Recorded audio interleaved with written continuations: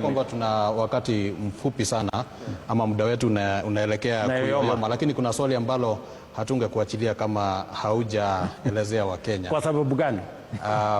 Kwa sababu Wakenya wanasubiri. Okay. Swali lenyewe linahusiana na utekaji nyara hapa nchini. Kumekuwa na visa vya aina hiyo. Umelizungumzia hilo jambo wakati uliopita, lakini bado kuna tetezi, kuna malalamishi.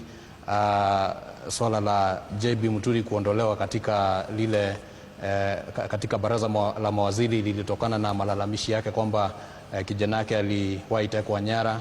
Tungependa tusikie msimamo wako na wa serikali, na pia ukimalizia, Mheshimiwa Rais, uhusiano wako na aliyekuwa mwenyekiti wa kamati ya bajeti Ndindi Nyoro, mbunge wa Kiharu. Ni vipi unaonekana kana kwamba haupo na alifanya jitihada kuu sana ili kwamba ukaweze kupata urais? Asante sana. Msimamo wangu unajulikana kuhusu mambo ya utekaji nyara.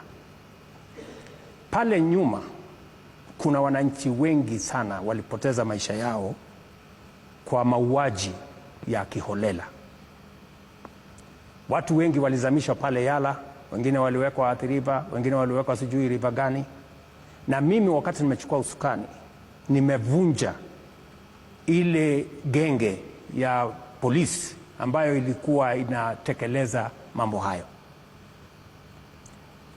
Najua ya kwamba kumetokea tetezi za watu waliotekwa nyara.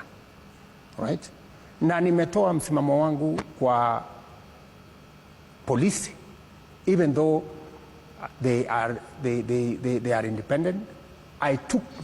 Mimi wakati nimechukua usukani, nimeambia polisi mimi sitawapatia amri.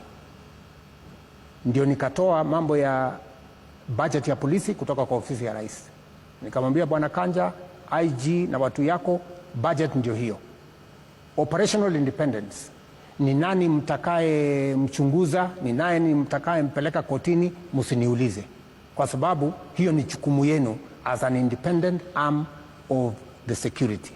Na nilifanya hivyo ndio matatizo ikitokea isitokee vizingizio ati ofisi ya rais, kwa sababu pale nyuma hata ingawaje IG supposed to be independent, pale nyuma budget ilikuwa inaendeshwa kutoka ofisi ya rais. Nikasema na nilisign the first day in office, ndio sasa Kanja na polisi wawe independent, wafanye kazi yao, na nimewaeleza kinagaubaga msimamo wangu kama rais na wa serikali ya Kenya. Polisi wanahusika na polisi wanaelewa ya kwamba msimamo wangu, msimamo wa serikali ya Kenya, sera, policy position ya serikali ya Kenya ni kwamba mambo ya utekaji nyara hayataruhusiwa katika serikali hii. Na wale wanahusika na huo utekaji nyara, the police must take responsibility and make sure they deal with those either in their ranks or the people who are involved in matters abduction. So that is my position. And that is advantage ya kupata zile ripoti za kila kitu ambacho kinafanyika hapa nchini. Unaposema wale ambao wanahusika ni akina nani? Siwacha nijibu. Nikusaidie kujibu. Yeah. So I have been thoroughly clear to the police on what they need to do on matters abduction. And I want to confirm to you that now and going forward in my administration, matters abduction, matters extrajudicial killing shall not be part of my administration.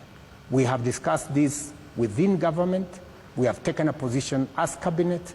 I have taken position as president, and the police know what they must do and what they cannot do. That is the position. You asked me something else. What was that? Nilikuuliza kuhusiana na uhusiano wako na Ndindi Nyoro.